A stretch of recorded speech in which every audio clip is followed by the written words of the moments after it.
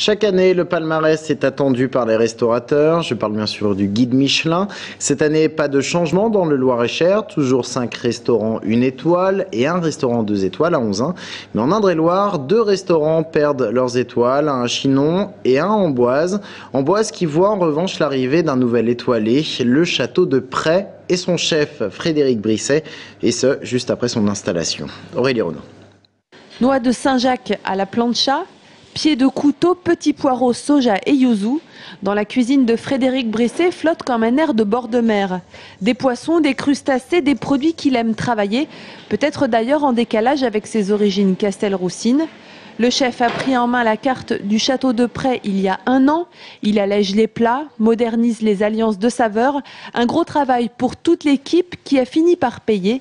1 étoile au Michelin vient d'être décernée au château. Dimanche après-midi, c'est Fanny, qui est chef de rang de l'autre côté, qui m'a appelé pour aller voir à la réception parce qu'elle venait de voir, ça venait d'arriver sur Internet. Donc on devait recevoir un mail et ça a été beaucoup d'émotions pour toute l'équipe, pour tout le monde. Ce matin, l'heure était venue d'officialiser cette étoile et de passer au bilan. Dans cet établissement de 19 chambres et 40 couverts, le bilan, c'est tout simplement de faire comme avant. Ici, seule l'organisation du potager qui domine la Loire changera pour s'adapter à cette nouvelle cuisine et c'est tout. Pour nous, bien entendu, c'est un apport, quoi, en termes de clientèle. Bon. Donc oui, on va capitaliser dessus, mais non, on ne changera pas notre façon de travailler. On ne va pas augmenter nos tarifs, on va surtout pas changer. Au château de Pray, la recette du succès, c'est l'échange.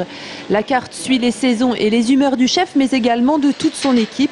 Du velouté de poireaux au soufflé cassis, l'élaboration des plats est collégiale. On goûte, on essaye, on échange ensemble et une fois qu'on est content de ce qu'on a fait, ça nous semble correct, on le passe en salle et voilà.